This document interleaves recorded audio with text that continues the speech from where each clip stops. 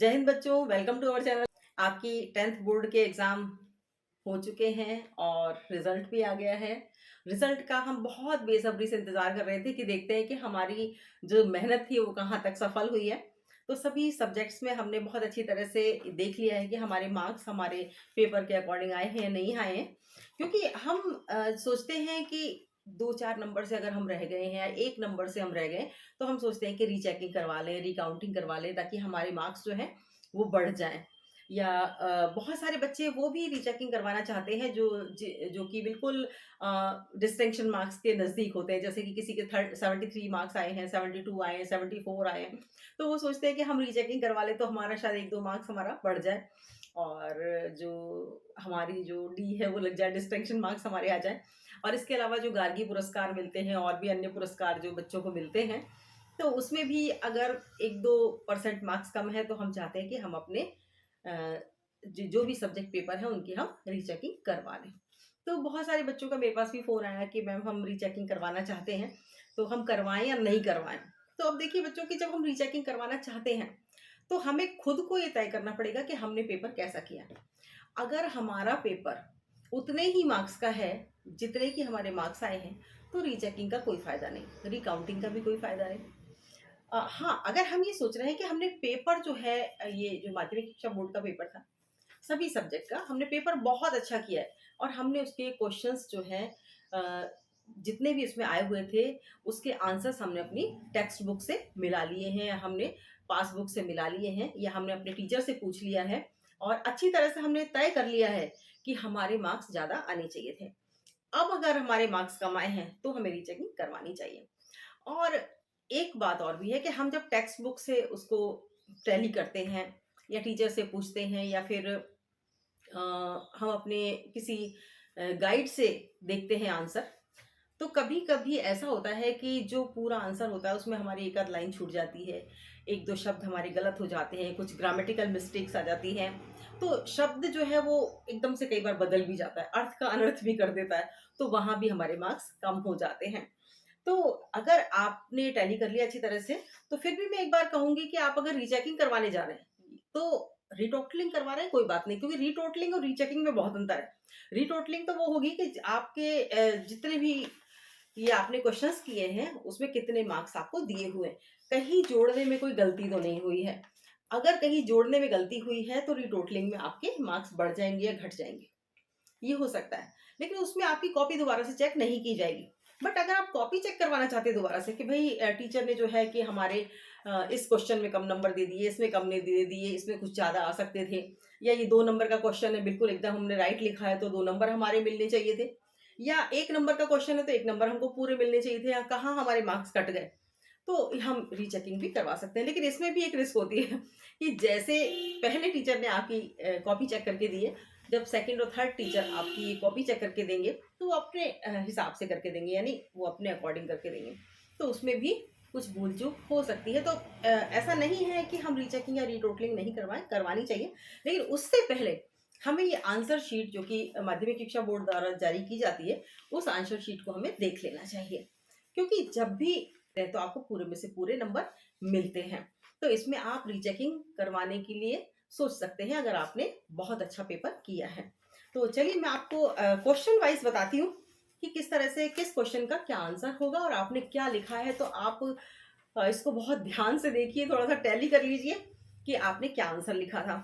और जो आंसर आपने लिखा है, आप अपने पेपर के आगे जिस प्रकार का आंसर लिखा है, यानी आधा लिखा है तो आधे मार्क्स, पूरा सही लिखा है तो पूरे मार्क्स, इस तरह से आप यहाँ पर मार्क्स लिखते जाइए ताकि आप खुद काउंट करके देख सकें कि मेरे टोटल कितने मार्क्स आने चाहिए थे। अब कितने मार्क्स आए हैं उसके बाद तो आपको पता चलेगा कि हाँ, मेरे इतने मार्क्स कम आए, 5 नंबर कम है, 10 नंबर कम है या मेरे और ज़्यादा हो सकते थे। तब आप टोटलिंग और रीचेकिंग की बात सोचिए।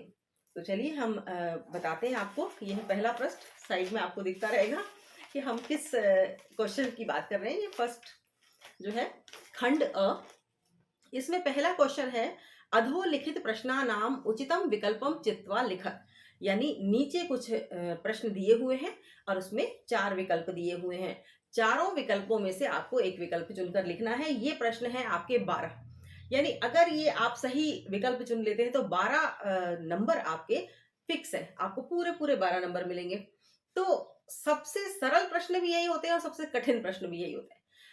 सरल प्रश्न इसलिए कि हमको एक क्वेश्चन के 4 ऑप्शन मिलते हैं और हम उसमें से चयन करके लिख सकते हैं कि भई इसमें से कौन-सा आएगा, एकदम से हमारे दिमाग में आ जाता है। क्योंकि कई बार जब हम क्वेश्चन पढ़ते हैं, तो आंसर हमारे दिमाग में नहीं आता। हमें लगता है इसका क्या होगा, कौन से पार्ट में से है या क्या है, कुछ समझ में नहीं आ रहा बच्चों को। लेकिन जब 4 ऑप्शन दिए होते हैं, तो हमें फ़ौरन समझ में आ जाता है कि अच्छा ये इस पार्ट में से है, ये है और इस पार्ट में ये लिखा हुआ था, तो ये इसका आंसर होगा। इस मायने में तो ये सरल है। लेकिन कठिन इस मायने में है कि इसमें जो 4 ऑप्शन दिए जाते हैं, वो लगभग 1 से 1 से होते हैं और 4 नहीं तो 2 ऑप्शन तो लगभग 1 से हमें दिखाई देते हैं कि ये वाला ऑप्शन होगा या ये वाला ऑप्शन होगा। तो हम यहीं कन्फ्यूज़ हो जाते हैं कि भाई ये सही है या ये सही है। अब ये सही है, ये आंसर लगा दिया तो गलत हो गया। तो और संस्कृत में खासकर विभक्तियों में फ़र्क पड़ जाता है। जैसे किसी की षष्ठी विभक्ति है, किसी की सप्तमी विभक्ति है, तो आपने षष्ठी विभक्ति वाला लगा दिया, तो गलत हो जाएगा। और शब्द आपने गलत चयन कर लिया तो गलत हो जाएगा। तो इसमें लिखा हुआ है, पहला क्वेश्चन है, चलिए पहले क्वेश्चन की बात करते हैं। अनिशम कालायास चक्रम कुत्र प्रचलति, यानी दिन रात लोहे के पहिए, यानी जो वाहन है, जो लोहे के पहिए लगे हुए जो वाहन होते हैं, वो कहाँ चलते हैं दिन रात।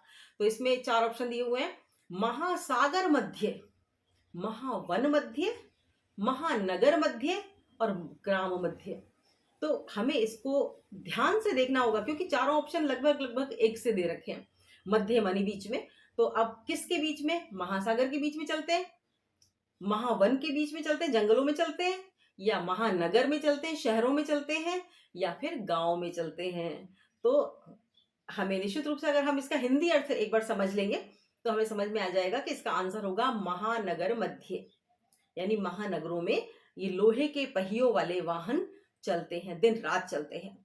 अब दूसरा क्वेश्चन है, सर्वदा सर्व कार्येषु का बलवती भवति, हमेशा हर कार्य में क्या चीज है जो बलवान होती है। तो इसमें 4 ऑप्शन है कि बुद्धिमती, बुद्धि, भामिनी और शक्ति। शक्ति भी बलवान होती है और बुद्धिमती जो शब्द दिया हुआ है ये आपके पाठ में जो एक कैरेक्टर है उसका नाम है बुद्धिमती, जो कि जंगल में जाती है और अपने बच्चों को किस तरह से वो शेर से सियार से बचाती है, तो वो उसका नाम बुद्धिमती है। तो वह बुद्धिमती तो एक स्त्री का नाम हो गया। बी ऑप्शन है इसमें बुद्धि, बुद्धि सभी में होती है। तो सभी कार्यों में क्या जो है वो बलवती होती है, तो हम लिखेंगे बुद्धि, बुद्धि बलवान होती है क्योंकि वो बुद्धि सबके पास है। अगर हम बुद्धिमती लिख देंगे तो सिर्फ एक कहानी की बात हो जाएगी और ये गलत आंसर है। अगर ये पूछते कि इस कहानी में कौन मतलब बलवती थी या बुद्धिमान थी, तो हम लिख देंगे बुद्धिमती। लेकिन यहाँ कहानी की बात नहीं हो रही, यहाँ हर कार्य की बात हो रही है, सर्वदा सर्व कार्येषु, हमेशा हर कार्य में, तो हम यहाँ लिखेंगे बुद्धि। अब तीसरा क्वेश्चन है, शुचि पर्यावरणम इति पाठ है कस्मात् ग्रंथात् संकलित है, कि शुचि पर्यावरण पाठ किस ग्रंथ से लिया गया है।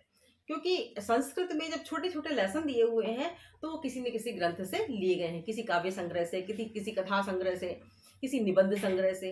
तो ये कौन-सा संग्रह है जहाँ से ये वाला पाठ लिया गया है, शुचि पर्यावरणम। तो इसमें दे रखा है 4 ऑप्शन है आपके, लसत लतिकात्, ऋग्वेद संहितात्, चरक संहितात्, सामवेद संहितात्। तो सामवेद संहिता बहुत पुरानी है, ऋग्वेद संहिता भी बहुत पुरानी है, चरक संहिता भी बहुत पुरानी है। यहाँ पर जो एक पुस्तक है लसत लतिका, ये नई पुस्तक है यानी बहुत ज़्यादा पुरानी नहीं है। ये आधुनिक संस्कृत के साहित्यकारों द्वारा लिखी गई है। तो लसत लतिका से शुचि पर्यावरण पाठ लिया गया है। इन तीनों से ऋग्वेद, चरक संहिता और सामवेद संहिता, इन तीनों से तो लेने का कोई औचित्य ही नहीं है क्योंकि पर्यावरण पर एक ये कविता की तरह लिखा हुआ है, काव्य लिखा हुआ है और ये जो है वो किसी लेखक के द्वारा लिखा गया है। तो ये लसत लतिका बिल्कुल सही है। इसके बाद है, बाल भावात शिवस्य मस्तके कै विराजते। चौथा क्वेश्चन है, बाल भावात शिवस्य मस्तके कै विराजते, यानी बाल रूप में शिव के मस्तक पर कौन विराजित है, कौन सुशोभित होता है। तो शिव के मस्तक पर, अब यहाँ 4 ऑप्शन है, लव, कुश, दोनों ही नहीं है क्योंकि दोनों ही राम के पुत्र थे, यहाँ शिव से इनका कोई भी संबंध नहीं है। और कृष्ण नाग है, कृष्ण नाग यानी काला सर्प, हाँ इसका संबंध भगवान शिव से है, लेकिन कृष्ण नाग यानी काला सर्प गले में विराजित होता है। यहाँ पूछा है मस्तक पर विराजित, तो मस्तक पर विराजित है हिमकर है यानी चंद्रमा। तो ये चंद्रमा जो स है ये ऑप्शन सही होगा। पांचवा है दुर्लभ है, वृषभ है, कुत्र प्रपात है। हम इस तरह से गलत पड़ जाते हैं, जैसे मैंने बोला दुर्लभ, लेकिन दुर्लभ शब्द नहीं है, दुर्बल है। दुर्बल है, दुर्बल है, वृषभ है, कुत्र प्रपात है। इन दुर्बल बैल कहाँ पर गिर गया है, कमजोर बैल कहाँ पर गिर गया। अब बैल कहाँ पर होता है या कहाँ कार्य करता है, तो उस हिसाब से हम देखेंगे कि वने, क्षेत्रे, ग्रहे या ग्रामे। तो यहाँ पर वने भी हो सकता है, क्षेत्र भी हो सकता है, ग्रामे भी हो सकता है। ग्रहे तो नहीं होगा क्योंकि घर में तो बैल रहता नहीं। और हम अगर पाठ की दृष्टि से देखें तो पाठ में खेत जोतता हुआ बैल गिर जाता है, तो यहाँ पर ऑप्शन होगा क्षेत्र। छठा क्वेश्चन है वानर कस्य पुच्छम धुनाती, यानी वानर किसकी पूछ पकड़कर खींचता है। तो यहाँ पर चार ऑप्शन आपके दिए हुए हैं, सिंहस्य, काकस्य, पिकस्य और मयूरस्य। तो इसमें तीन नाम तो पक्षियों के नाम है और पक्षियों की पूछ नहीं होती। तो यहाँ पर काकस्य भी नहीं आएगा, पिकस्य भी नहीं आएगा, मयूरस्य भी नहीं आएगा, सिर्फ सिंहस्य आएगा क्योंकि शेर की पूछ होती है और शेर की पूछ वो कहानी में खींचता भी है। अब है सातवां क्वेश्चन, वस्तुतः चौर के आसित, वास्तव में चोर कौन था। तो वास्तव में चोर अतिथि था, गृही था, न्यायाधीश था या आरक्षी था। मतलब अतिथि जो मेहमान उनके घर आया था वो चोर था, या घर में जो रहने वाले व्यक्ति थे वो चोर थे, या न्यायाधीश जिसने न्याय किया था वह चोर था, या फिर आरक्षी यानी सिपाही चोर था। तो इसमें से हमारे उत्तर आएगा द, आरक्षी चोर है आसित। अब आता है सातवां क्वेश्चन आपका कि प्राणी नाम लाभ है केन जायते। अब सौहार्द्र प्रकृति शोभा पाठानुसारेण, यानी सौहार्द्र प्रकृति की शोभा है। इस पाठ के अनुसार आपको बताना है प्राणी नाम लाभ केन जायते, प्राणियों को लाभ किस प्रकार से मिलता है या किससे होता है। तो अत्यधिक परिश्रमेण, अत्यधिक परिश्रम से भी लाभ मिलता है, बच्चों ने लिखा भी है इसको। और अत्यधिक धनार्जनेन, अब कहते हैं अत्यधिक धन आपने अर्जन कर लिया तो लाभ ही लाभ है। और तीसरा दे रखा है कि अन्योन्य सहयोगे, एक दूसरे का सहयोग करने से। और चौथा दे रखा है अन्यस्य धन अपहरणेन, अब दूसरे का धन यदि आप अपहरण कर लेंगे यानी चुरा लेंगे तो उससे भी लाभ तो होगा ही होगा। लेकिन प्राणियों को वास्तविक लाभ किससे होता है। धन अपहरण अच्छा काम नहीं है, चोरी करना अच्छी बात नहीं है। अत्यधिक धन भी आप अर्जन कर लेते हैं तब भी आपको हर प्रकार से लाभ नहीं मिल सकता, हर प्रकार से सुख नहीं मिल सकता। अत्यधिक परिश्रम भी करते हैं तो लाभ तो मिलता है, लेकिन कितना मिलेगा, क्या मिलेगा, मिलेगा भी नहीं मिलेगा इसकी कोई गारंटी नहीं होती। लेकिन अन्योन्य सहयोग, एक दूसरे के प्रति सहयोग की भावना है तो निश्चित रूप से हमें किसी न किसी प्रकार से लाभ मिलेगा, चाहे पैसे का लाभ हो, चाहे आपसी सहयोग का लाभ हो, किसी भी प्रकार से हमको लाभ हो, सामाजिक तौर पर हो, वो हमको अवश्य ही मिलेगा। तो यहाँ पर होगा अन्योन्य सहयोगे। नवा क्वेश्चन है नराणाम प्रथम शत्रु के, कि मनुष्यों का पहला शत्रु कौन है। पहला शत्रु जो कि कहते हैं कि हमारे अंदर ही निवास करता है। अधिकतर जो हमारे शत्रु हैं, मनुष्यों के शत्रु हैं, वो मनुष्यों के अंदर ही निवास करते हैं। तो यहाँ दे रखा है सर्प है, सिंह है, लोभ है, क्रोध है। तो सर्प और सिंह ये मनुष्य के पहले शत्रु नहीं हो सकते, क्योंकि शेर जंगल में रहता है, सर्प भी 24 घंटे या हर समय हमारे आमने सामने नहीं रहता। तो ये जो जीव है, ये जब हम इनके सामने जाएंगे तब ये हमारे शत्रु के रूप में हमसे रिएक्ट कर सकते हैं, बट पूरे टाइम नहीं कर सकते। तो अब दो ऑप्शन रह जाते हैं, लोभ है और क्रोध है। लोभ मनुष्य में रहता है, क्रोध भी मनुष्य के अंदर ही रहता है। तो जब व्यक्ति लोभ करता है तब भी उसे मुसीबतों का सामना करना पड़ता है, परेशानियां भुगतनी पड़ती है। क्रोध करता है तब भी भुगतनी पड़ती है। लेकिन लोभ तो वो बाद में करता है, क्रोध जब वो करता है यानी जब वो गुस्सा करता है तो सबसे ज्यादा उसे हानि भुगतनी पड़ती है, क्योंकि वह कहते हैं कि क्रोध एक ऐसी अग्नि है जो स्वयं को भी जलाती है। सबसे पहले स्वयं को जलाती है, फिर दूसरे को जलाती है, यानी दूसरे पर जिस पर हम क्रोध करते हैं उसे परेशानी होती है। तो सबसे प्रथम शत्रु जो हमारा है वो क्रोध है, क्योंकि वो स्वयं हमें भी पीड़ित करता है। सबसे पहले वो हमें पीड़ित करता है, फिर दूसरे को पीड़ित करेगा। तो सबसे बड़ा शत्रु, मनुष्य का प्रथम शत्रु क्रोध है। और कहते हैं क्रोध से ही पाप उत्पन्न होता है। क्रोध जब हमको आता है, गुस्सा जब हमको आता है, तो हम सोचते हैं कि हम कुछ भी कर दें, किसी को हम हर्ट करते हैं, किसी को कुछ भी करते हैं, तो हमें वो क्रोध के कारण ही होता है। तो इसलिए सबसे पहला शत्रु क्रोध है। अब 10वां प्रश्न है कि कस्मिन् सुते मातु अधिका कृपा भवति, कि किस पुत्र पर माता की सर्वाधिक कृपा होती है। तो इसमें 4 ऑप्शन है: सुंदर सुते, दुर्बले सुते, बलिष्ठे सुते, कनिष्ठे सुते। हालांकि छोटे पुत्र पर भी माता का जो प्रेम है वो अधिक होता है। सुंदर पुत्र होता है तो उस पर भी सभी का प्रेम होता है। बलिष्ठे सुते, जो बलवान पुत्र होता है उस पर भी प्रेम होता है। लेकिन दुर्बले सुते, जो दुर्बल पुत्र होगा उस पर माता की कृपा अधिक होती है। ये पाठ के अनुसार बताया गया है। और क्यों? क्योंकि दुर्बल जो पुत्र है वो स्वयं अपना कार्य नहीं कर पाता है, तो उसको माता अधिक केयर से रखती हैं, या उन पर ज़्यादा प्रेम रखती हैं कि वो अपना कार्य आसानी से कर सके, ज़्यादा सीख सके, तो ज़्यादा समय देती है, ज़्यादा आसानी से उनको काम करना सिखाती हैं, तो अधिक समय उनको मिलता है, अधिक प्रेम मिलता है। तो इसलिए इसका उत्तर होगा दुर्बले सुते। फिर है 11वां, व्यायाम कदा पथ्य भवति। व्यायाम कब पथ्य है, यानी व्यायाम कब करना चाहिए आपको। इसमें दे रखा है सदा, यदा कदा, केवलम शीते, केवलम बसंते।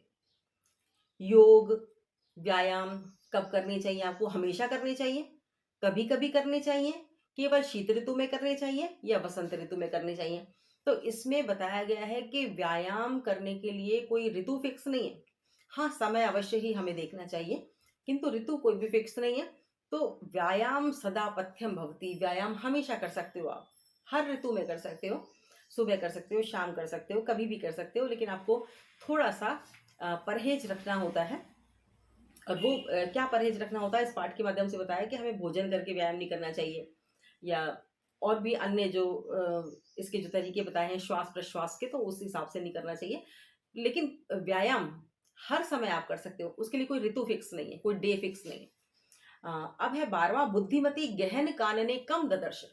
बुद्धिमती ने घने जंगल में क्या देखा? सबसे पहले क्या देखा? अब आया है सिंहम, चौरम, वानरम, व्याघ्रम।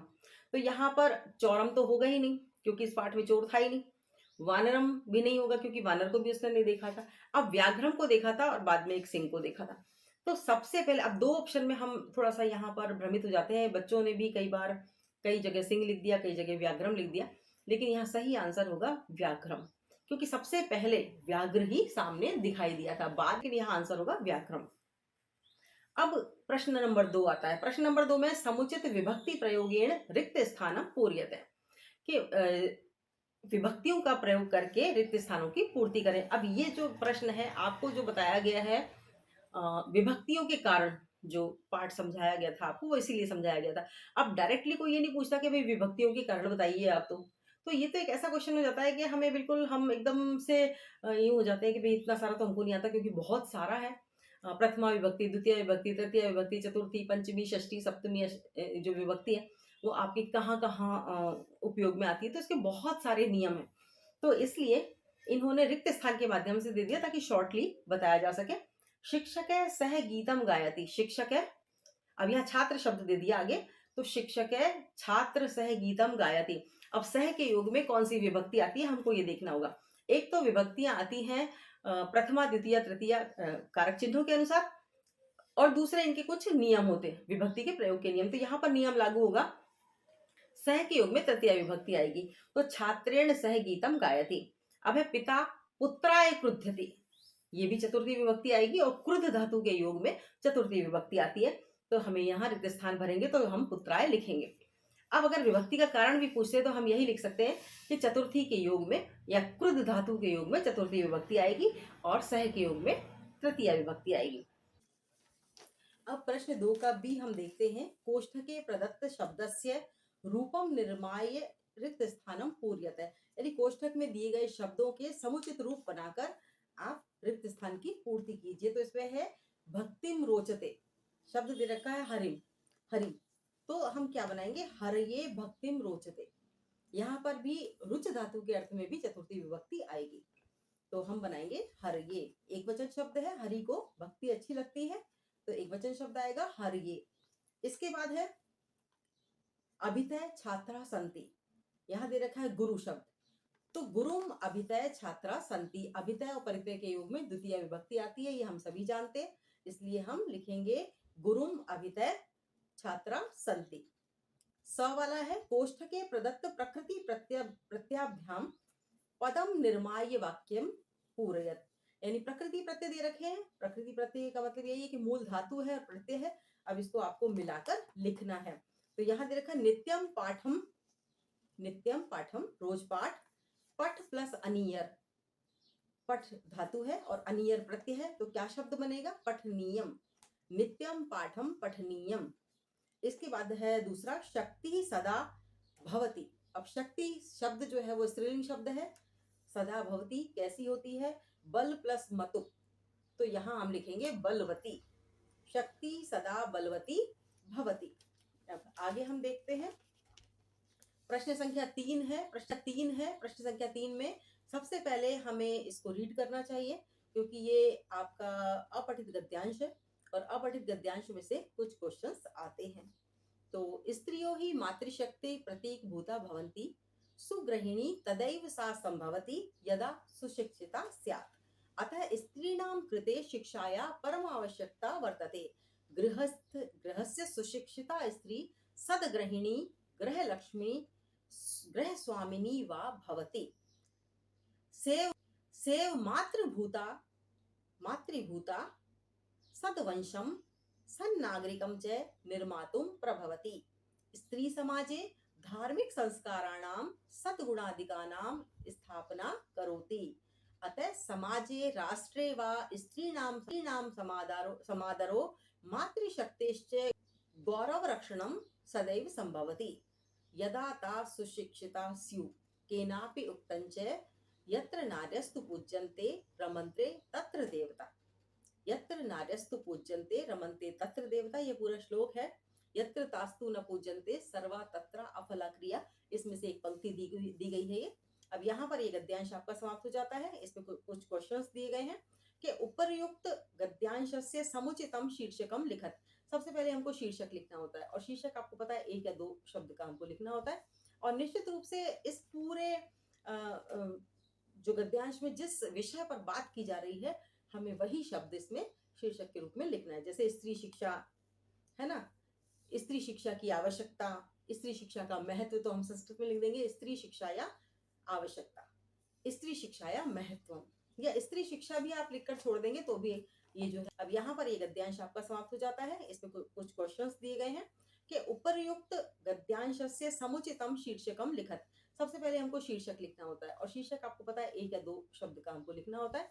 और निश्चित रूप से इस पूरे जो गद्यांश में जिस विषय पर बात की जा रही है, हमें वही शब्द इसमें शीर्षक के रूप में लिखना है। जैसे स्त्री शिक्षा है ना, स्त्री शिक्षा की आवश्यकता, स्त्री शिक्षा का महत्व, तो हम संस्कृत में लिख देंगे स्त्री शिक्षा या आवश्यकता, स्त्री शिक्षा या महत्व, या स्त्री शिक्षा भी आप लिखकर छोड़ देंगे तो भी ये जो है आपका शीर्षक सही हो जाएगा, क्योंकि स्त्री शिक्षा के बारे में यहाँ हम बात कर रहे हैं। तो ये आपका 1 अंक पूरा है।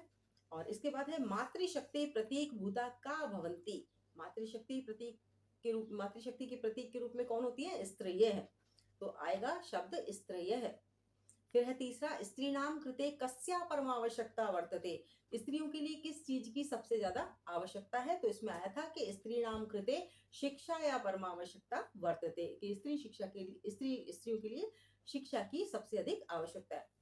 फिर आता है कि देवता कुत्र रमन्ते, तो यहाँ हमने पढ़ाई था कि यत्र नार्यस्तु पूज्यन्ते रमन्ते तत्र देवता, तो हमें ये पूरी लाइन लिख देनी है यहाँ पर। इसके बाद है स्त्रीणाम कृते शिक्षा या आवश्यकता वर्तते, अत्र वर्तते क्रियाया कर्तृपदम किम।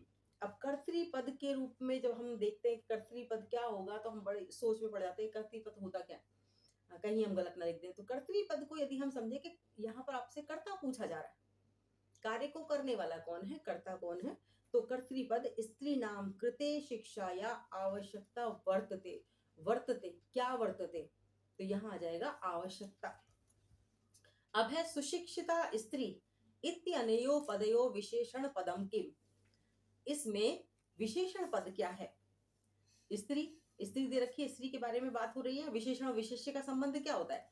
एक तो विशेष्य होता है जिसकी हम विशेषता बता रहे होते हैं, कोई चीज है, कोई वस्तु है, कोई व्यक्ति है, तो उसे हम विशेष्य कहते हैं। और विशेषण, विशेषण वह है जिस जो हम विशेषता उस पर आरोपित कर रहे हैं या विशेषता उसकी बता रहे हैं। तो इसमें आ गया स्त्री नाम सुशिक्षिता स्त्री, यानी कैसी स्त्री, विशेषता क्या है उसकी कि वह पढ़ी लिखी है, सुशिक्षित है, तो सुशिक्षिता यहाँ पर आंसर हो जाएगा। इसके बाद है 7वां, तदा ता सुशिक्षिता स्यु अत्र ताः इति सर्वनाम पदम कस्य संज्ञा पदस्य स्थाने प्रयुक्तः। किस संज्ञा पद के स्थान पर ये सर्वनाम शब्द प्रयुक्त हुआ है। तो आपको पता है कि नाम के स्थान पर या समूहवाचक संज्ञा होती है तो उसके स्थान पर जो है ये सर्वनाम पद प्रयुक्त होता है। तो यहाँ बात हो रही है स्त्रियों की, तो स्त्रीय आंसर आ जाएगा कि स्त्रियों के स्थान पर ये सा शब्द प्रयुक्त हुआ है। ता शब्द यानी वे बहुवचन शब्द है, तो ये स्त्रीय के स्थान पर प्रयुक्त हुआ है। इसमें आप 4 ऑप्शन दे भी रखे हैं नीचे, देवता इत्यस्य, राष्ट्र इत्यस्य, स्त्रीय इत्यस्य, समाज इत्यस्य। तो आप इस पे निशान लगाएंगे स्त्रीय इत्यस्य, यही आंसर लिख देंगे। अब 7वां इसमें क्वेश्चन है कि अनादरः इति पदस्य विलोम पदम गद्यांशात् चित्वा लिखत। अनादर, किसी का अनादर करना, अपमान करना, तो इस पद का विलोम शब्द इसमें से चयन करके लिखना है आपको। तो इसमें हम जब देखेंगे गद्यांश में तो उसमें समादर शब्द लिखा हुआ है, अनादर के स्थान पर समादर है, हम तो समादर है लिख देंगे, यानी सम्मान करना। अब है 9वां प्रश्न, सदवंश इति पदस्य हिंदी अर्थ है क्या भवति। सदवंश, वंश यानी कुल, वंश कुटुंब जो कुछ भी आप कहते, और सद मानी अच्छा, श्रेष्ठ, तो हम इसका आंसर क्या लिखेंगे, श्रेष्ठ वंश लिख देंगे, अच्छा कुल लिख देंगे, श्रेष्ठ कुल लिख देंगे, है ना, या अच्छा वंश लिख देंगे। तो ये सभी जो आंसर है आपके सही हो जाएंगे। अब है करोति इति पदे धातु लकार पुरुष वचनम लिखत। अब देखिए जब भी कोई ये आपके कोई किसी भी लकार का कोई शब्द हो तो धातु रूप हो, उसमें मूल धातु होती है, फिर वह किस मतलब वर्तमान काल की है, भूतकाल की है या भविष्य काल की, यानी लट लकार है, लोट लकार है, लंग लकार है, लुट लकार है, कौन सी लकार है, और इसके बाद उसका कौन सा पुरुष है, यानी प्रथम पुरुष, मध्यम पुरुष, उत्तम पुरुष, और फिर कौन सा वचन है, यानी एक वचन है, द्विवचन है, बहुवचन है। तो इस तरह से हम इसमें से चयन करते हैं। तो इसमें हम करोति शब्द है, ये वर्तमान काल का रूप है, लट लकार है, और प्रथम पुरुष है, यानी प्रारंभ में ही करोति शब्द आता है, करोति कुर्ता कुर्वंती। तो ये जो करोति शब्द है ये लट लकार, सबसे पहले लिखेंगे क्री धातु, क्योंकि धातु कौन सी धातु भी लिखनी है, क्री धातु लट लकार प्रथम पुरुष एक वचन, ये उसका उत्तर हो जाएगा। अब इसी में एक ब और दे रखा है, ब भाग है, इसमें जो कुछ प्रश्न पूछे गए आपसे, प्रश्न तो 2 ही है लेकिन आपको ऑप्शन में 2 और दे रखे हैं, यानी 4 प्रश्न है, आपको 2 के आंसर देने। तो कस्य मांसम स्थिरी भवति, किसका मांस स्थिर रहता है, यानी कि मोटापा नहीं बढ़ता या बहुत दुबले पतले नहीं होते, बिल्कुल हष्ट पुष्ट रहते हैं, सही स्वस्थ रहते हैं, तो इस प्रकार का शरीर किसका रहता है। तो इसमें बताया है व्यायामाभिरतस्य, जो व्यायाम करता है, जो व्यायाम करता है वो अधिक मोटा भी नहीं होता, ना ही वो बहुत ज्यादा पतला होता है, कमजोर होता है, तो इसलिए यहाँ आंसर आएगा व्यायामाभिरतस्य। अब है इसी में अथवा भी दे रखा है, अगर आप ये क्वेश्चन नहीं करना चाहते, आंसर नहीं करना देना चाहते तो दूसरा दे सकते हैं, शत शक्ति यानम किम मुंचति, यानी हजारों जो गाड़ियां चलती हैं वो क्या छोड़ती हैं। तो यहाँ पर आ जाएगा उत्तर कज्जल मलिनम धूमम, यानी काजल के समान काला धुआं छोड़ती हैं। तो ये दोनों ही है, आपने जो भी किया है इसमें से आप देख सकते हैं सही है गलत है। इसके बाद है शिशु लालनम पाठ है कस्मात ग्रंथात संकलित है। इस प्रकार के क्वेश्चन अक्सर आते हैं कि पाठ किस ग्रंथ में से लिया गया है, पाठ का जो नंबर है वो कौन सा है, पहला पाठ है, दूसरा पाठ है, चौथा पाठ है, पांचवा पाठ है, या फिर ये पूछ लेते हैं कि आपकी पुस्तक का 5वां पाठ कौन सा है। तो इस तरह से भी पूछ सकते हैं। तो हमें बहुत सारी चीजें याद रखनी होती है। इसके अलावा लेखक भी पूछ सकते हैं कि इस पाठ का लेखक कौन है, तो ये भी पूछ सकते हैं। कुछ आपसे केंद्रीय भाव भी पूछ सकते हैं, किस विषय पर ये पाठ है ये भी पूछा जा सकता है। तो ये सब पाठ के बारे में ही पूछते हैं, उसके बाद पाठ से जो प्रश्न लिए जाते हैं वो अलग होते हैं। तो अब देखिए इसमें लिखा है कि शिशु लालनम पाठ कहाँ से लिया गया है, कुंदमाला, कुंदमाला ग्रंथात लिया गया। तो हम लिखेंगे कुंदमाला या कुंदमाला ग्रंथात।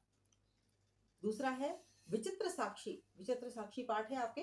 तो पाठानुसारेण न्यायाधीशस्य नाम किम। अब इस पाठ के अनुसार न्यायाधीश का नाम क्या था? तो न्यायाधीश का नाम था बंकिम चंद्र चटर्जी। बंकिम चंद्र चटर्जी आप लिखते हैं, या अगर आप लिख देते हैं बंकिम चंद्र चट्टोपाध्याय, तो दोनों ही सही है। अब ये चट्टोपाध्याय और चटर्जी कैसे हुए मैं आपको आगे बाद में बताऊंगी, तो बड़ी लंबी कहानी है। अब है लघुत्रात्मक प्रश्न। चौथा क्वेश्चन है कि अधोलिखित पदयो संधि विच्छेदम कृत्वा संधे नामानि लिखत। अब जो नीचे पद दे रखे हैं उनका आप संधि विच्छेद कीजिए और संधि का नाम लिखिए। तो मनोहर शब्द दे रखा है मनोहर, तो हम इसका संधि विच्छेद करेंगे, मन है प्लस हर है, और ये है विसर्ग संधि। फिर है वागीश, वाक प्लस ईश, वागीश, और यह जशत्व संधि जिसमें तृतीय वर्ण हो जाता है, उसी वर्ग का तृतीय वर्ण हो जाता है। तो हमें सीधा सवाल इसी तरह से याद रखना है।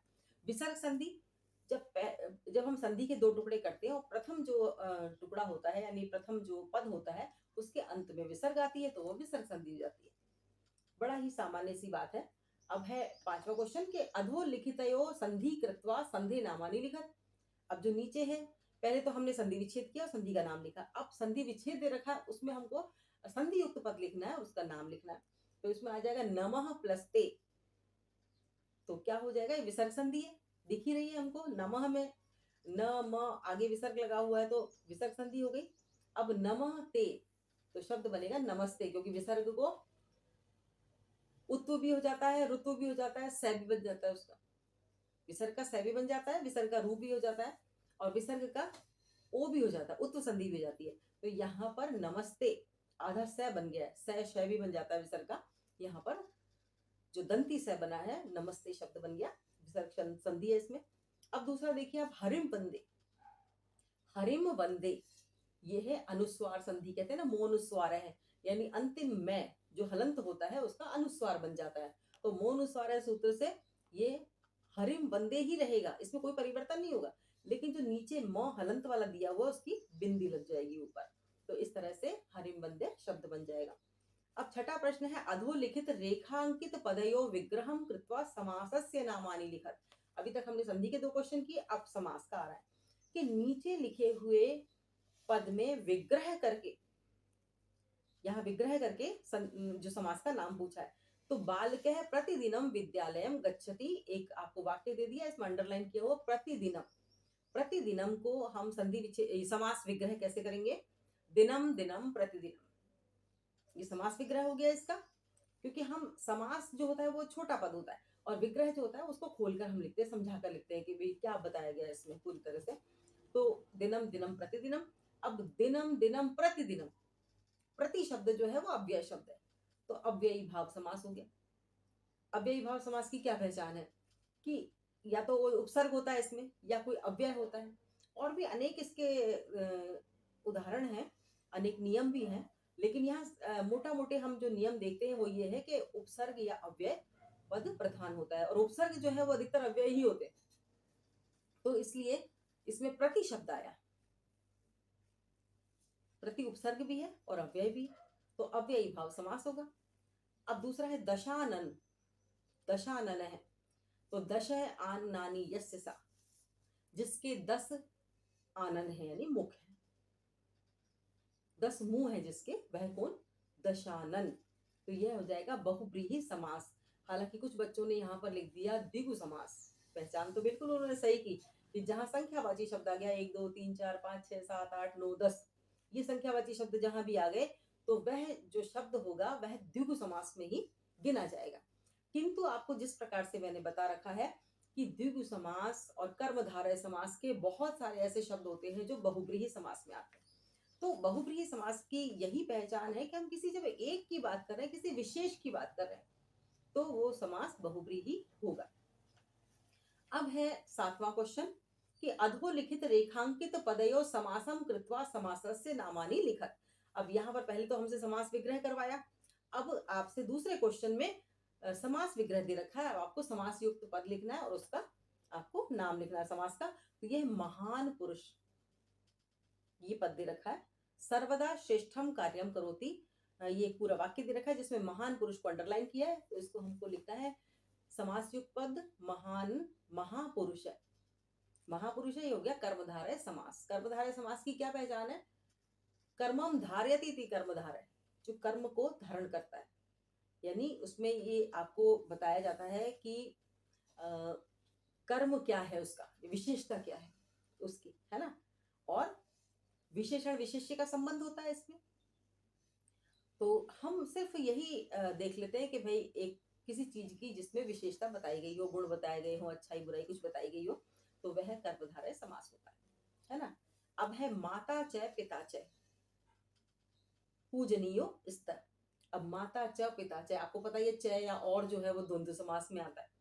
दूसरी बात यह है कि दो शब्द भी द्वंद्व समास में आते हैं, बराबर के दो शब्द, जैसे माता पिता, पार्वती परमेश्वर, सीता राम, राम लक्ष्मण और लव कुशौ, और हमेशा इसमें द्विवचन होता है। आपको पता है कि द्विवचन का शब्द होता है। तो माता च पिता च लिखा है तो आप इसमें माता पितरौ लिखेंगे, इसको द्विवचन में लिखेंगे क्योंकि ये दो व्यक्ति हैं इसलिए। और अगर आप चाहें तो पितरौ भी लिख सकते हैं। बहुत सारी जगह देखा जाता है कि माता पितरौ नहीं लिखते, बल्कि पितरौ ही लिख देते हैं, और उसका अर्थ यही होता है माता च पिता च। तो आप पितरौ भी लिख सकते हैं और माता पितरौ भी लिख सकते हैं, और ये जो समास हुआ द्वंद्व समास। आगे 8वां जो प्रश्न है, अधोलिखित पदयो उपसर्गम शब्दम च पृथक पृथक कृत्वा लिखत। अब पहले हमें संधि के प्रश्न मिले, अब फिर हमें मिले समास के प्रश्न। इसमें दोनों तरह से पहले संधि विच्छेद भी करवाया, फिर आपको संधि युक्त पद भी देकर आपसे संधि विच्छेद भी करवाया। इसके बाद आपको समास युक्त पद दिया, आपको समास विग्रह करवाया, फिर समास विग्रह वाला पद दिया आपसे, समास करवा के फिर पूछा गया, इसको समास युक्त पद भी आपसे लिखवाया गया और फिर समास पूछा गया। अब इसमें आ रहा है उपसर्ग। उपसर्ग आपको बताना है इसमें, अधोलिखित पदयो उपसर्गम शब्दम च पृथक पृथक कृत्वा लिखत। अब उपसर्ग युक्त पद में से उपसर्ग अलग छांटिए, शब्द अलग छांटिए। तो इसमें हम शब्द को जब ध्यान से पढ़ेंगे निर्बल, तो अपने आप ही उपसर्ग हमें समझ में आ जाएगा कि निर उपसर्ग है, क्योंकि वैसे भी जो संस्कृत में है वो उपसर्ग बहुत ही सीमित है, और जितने उपसर्ग हैं 22 उपसर्ग तो 22 ही रहेंगे, उसके अलावा कोई उपसर्ग नहीं होता है। तो हमने पढ़ ही रखे, उसके अंतर्गत ही निर शब्द भी आता है, निर उपसर्ग भी आता है। तो निर प्लस बल, हमें इतना ही लिखना है इसका, बल शब्द हो गया, निर उपसर्ग हो गया। इसके बाद है आगमनम। आगमनम गम धातु है और आ उपसर्ग है। तो आ उपसर्ग जब हम लिखते हैं तो आंग भी लिख देते हैं, तो इसमें आंसर शीट में आ और आंग दोनों लिखा हुआ है, तो आप आ प्लस गमनम लिख दो तो आपका सही हो जाएगा। अब है नवा प्रश्नम। नवा प्रश्नम संस्कृत पढ़ रहे हैं ना, इसलिए थोड़ी सी अम विभक्ति अपने आप लग जाती है। मंजूषायाम प्रदत्तै अव्ययी पदै रिक्त स्थानानि पूरयित्वा लिखत। कि मंजूषा में, यानी जो पेटिका है, संदूकची है, इसमें जो आपके कुछ शब्द दिए हुए हैं उसमें से सही शब्द आप लिखिए। इसमें दे रखा है अहम खाली स्थान ग्रामम गच्छामि, मैं गांव जाऊंगा। अब मैं गांव जाऊंगा वैसे तो अपने आप में ग्रामम गच्छामि यानी मैं गांव जाता हूं, तो वर्तमान काल का ये वाक्य है, अपने आप में पूर्ण वाक्य है। लेकिन इसमें अव्यय शब्द कौन सा लगेगा? अव्यय शब्द इसमें दे रखा है इति अपि बहि। इति शब्द नहीं आएगा, बहि शब्द भी नहीं आएगा, क्योंकि मैं बाहर गांव जाऊंगा ये ऐसा नहीं होता। अहम अपि ग्रामम गच्छामि, क्योंकि जवाब दे रहा है, किसी ने कहा होगा कि मैं गांव जाता हूं, तो उसने कहा मैं भी गांव जाता हूं। तो इस तरह से अहम अपि ग्रामम गच्छामि, मैं भी गांव जाता हूं, तो ये वाक्य पूरा बन जाएगा। तो हम जब भी अव्यय शब्दों का प्रयोग करते हैं तो हम ये देखते हैं कि इस वाक्य का हिंदी में क्या अर्थ होगा। जब हिंदी में जब हम अर्थ निकालते हैं तो अपने आप ही हमें समझ में आ जाता है कि इसमें कौन सा अव्यय शब्द लगेगा। अब है स गायक है गीतम गायति। वह गायक है और गीत गाता है, तो किस प्रकार से गीत गाता है? जोर से गाता है, धीरे से गाता है, अच्छा गाता है, बुरा गाता है? तो इसमें देखिए कौन सा शब्द लिखा हुआ है, माँ। माँ का तो आएगा ही नहीं, माँ मतलब नहीं होता है।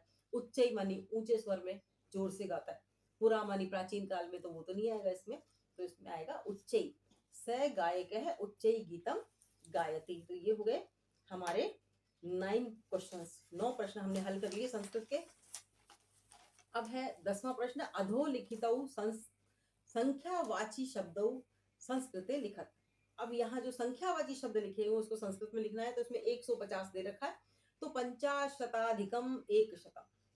पंचाशताधिकम, 100 इसका हो जाएगा संस्कृत में। और 1025 दे रखा है तो उसका हम लिखेंगे पंचविंशति अधिक 1 सहस्त्रम।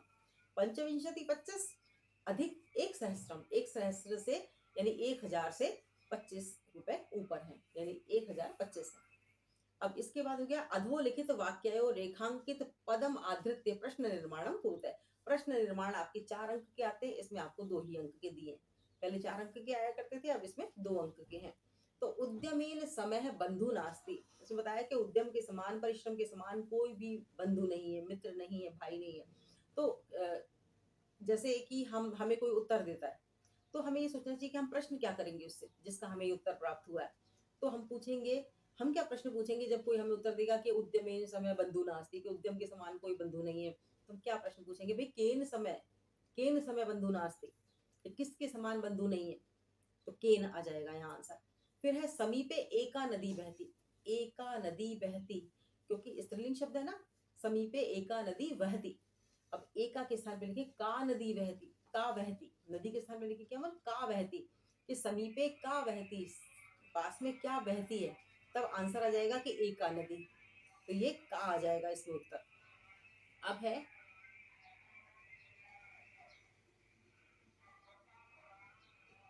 ऐसे डिस्टर्बेंस आपके भी आते होंगे पढ़ाई में, कोई बात नहीं, आगे देखते हैं। प्रश्न संख्या 12, अधोलिखितस्य श्लोकस्य अन्वयम कुरुते। अब लिखा है कि नीचे लिखे हुए श्लोक का अन्वय करना है। अन्वय का अर्थ क्या होता है, देखिए सामान्य आप अर्थों में समझ लीजिए कि जब हम किसी श्लोक को पढ़ते हैं तो वो श्लोक जो है एक गद्यांश की तरह जो कर्ता क्रिया वगैरह सब वाक्य के अनुसार उसमें सही स्थान पर नहीं होता, बल्कि कविता की तरह होता है। उसमें क्रिया पहले आ गई, फिर संज्ञा शब्द बाद में आ गया, फिर विशेषण बाद में आ गया, कहीं भी उसमें आ जाता है श्लोक में। लेकिन जब हम इसका हिंदी अनुवाद करते हैं, यानी गद्य में हम उसको लिखते हैं, तो हमें इन शब्दों को एक सही ऑर्डर में जमाना होता है। जो कविता में दिए गए शब्द हैं, श्लोक में दिए गए शब्द हैं, उनको सही ऑर्डर में जमाना होता है, और हमको उसी ऑर्डर में जमाना होता है जिस ऑर्डर में हम उसका अनुवाद करें। तो अनुवाद के अनुसार आप देखते हैं, तो इसमें लिखा हुआ है सेवितव्यो महावृक्ष, पहले तो आ गया सेवितव्यो, सेवा की जानी चाहिए। अब वाक्य में सबसे पहले तो ये सेवा की जानी चाहिए नहीं आएगा ना, और महावृक्ष है उस महान वृक्ष की, तो ये तो उल्टा उल्टा हो गया। अगर हम हिंदी में लिखेंगे तो हम ये ऐसे थोड़ी लिखेंगे कि उस सेवा करनी चाहिए उस महान वृक्ष की, तो हम कैसे लिखेंगे, फल। अब पूरा हम पहले एक बार पढ़ लेते हैं कि सेवितव्यो महावृक्ष फल छाया समन्वित है, यदि दैवात फलम नास्ति छाया के निवार्यते। तो हम इसका अर्थ क्या है कि उस महान वृक्ष की सेवा करनी चाहिए जो फल छाया आदि से समन्वित है, यानी फल छाया देता है, उस महान वृक्ष की सेवा करनी चाहिए। यदि भाग्य से दैवात फलम नास्ति, यदि भाग्य से अगर वो फल नहीं देता है तो छाया के निवार्यते, छाया उससे कौन छीन सकता है, छाया उसकी नहीं छीनी जा सकती। तो हम जिस प्रकार से हिंदी अनुवाद करते हैं उसी ऑर्डर में हम इन शब्दों को रख देते हैं। तो फल छाया समन्वित है, फल और छाया से समन्वित महावृक्ष है सेवितव्यो, उस महान वृक्ष की सेवा करनी चाहिए।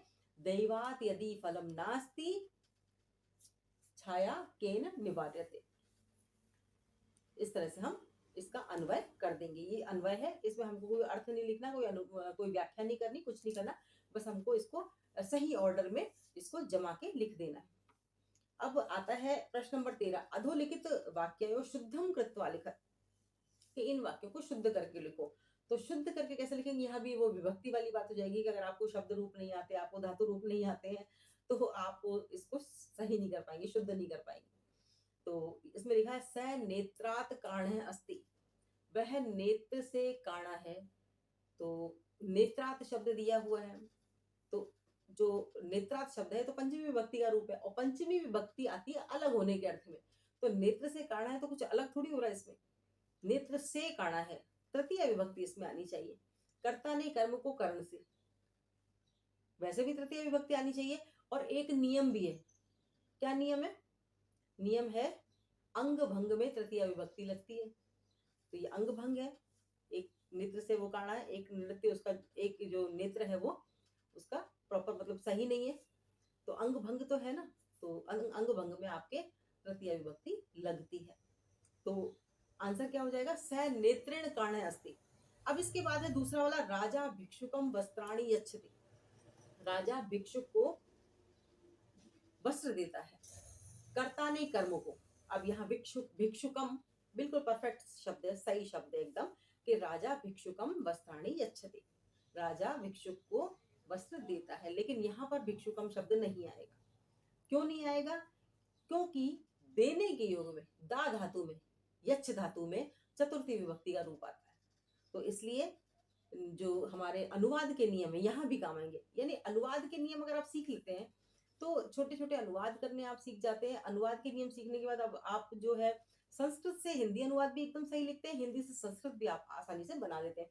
और जो छोटे छोटे क्वेश्चंस होते हैं उसमें भी आप सही धातु रूप और सही शब्द रूपों का प्रयोग कर पाते हैं। तो आपको जब भी आप अपनी स्टडी शुरू करें नेक्स्ट में, तो अनुवाद के नियमों पर विशेष रूप से ध्यान दें। तो यहाँ आ जाएगा राजा भिक्षुकाय वस्त्राणि यच्छति। तो ये चतुर्थी विभक्ति का रूप आ जाएगा। अब है जो 14 प्रश्न नंबर है, 14 से लेकर आगे जो प्रश्न दे रखे हैं बहुत ही सरल है और ये रचना की तरह प्रश्न है कि भाई आपको खुद, अभी तक तो आपने एक एक दो दो शब्द लिखे, ऊपर जो लिखा था सेम टू सेम आपने लिख दिया। अब इसमें आपको कुछ अपनी तरफ से लिखना होगा, अभिव्यक्ति आपको देनी होगी। तो स्व पाठ्य पुस्तकात श्लोक द्वयम लिखत यत अस्मिन प्रश्न पत्रे न स्यात्। यानी अपनी पाठ्य पुस्तक से 2 श्लोक लिखिए जो इस प्रश्न पत्र में नहीं आए हों। अब देखिए ऐसा होता है कि हमने 2 श्लोक किसी और पाठ से याद कर लिए, 2 श्लोक किसी और पाठ से याद कर लिए, ठीक है? या एक-एक श्लोक हमने 4 पाठ से 4 श्लोक याद कर लिए। अब प्रश्न पत्र जब हम करने बैठे तो चारों श्लोक इस प्रश्न पत्र में आ गए थे। अब हम 2 श्लोक कहाँ से लिखेंगे? यानी हमने 4 श्लोक याद करे फिर भी हम 2 श्लोक इसमें नहीं लिख पा रहे। तो यहाँ हमें समझदारी रखनी चाहिए कि हमें एक ही पाठ से 4 श्लोक याद करने चाहिए। और हमें कोई ऐसा पाठ नहीं लेना चाहिए जिसमें कोई वर्णन या वृत्तांत शुरू से एंड तक चल रहा है। तो वो बिल्कुल एक अधूरा सा श्लोक आपको लगेगा। पाठ जो होता है सुभाषितानी पाठ, जिसमें अलग-अलग श्लोक होते हैं और उसका अलग-अलग ही एक श्लोक में बात खत्म हो जाती है। तो उन श्लोकों में से आपको 4 श्लोक क्रम से ले लेने चाहिए। क्योंकि एक ही पाठ में से 4 श्लोक कभी भी नहीं आते, क्योंकि अंक भार कभी भी एक पाठ को इतना नहीं दिया जाता कि आप 4 श्लोक उसमें से प्रश्न पत्र में आ जाए।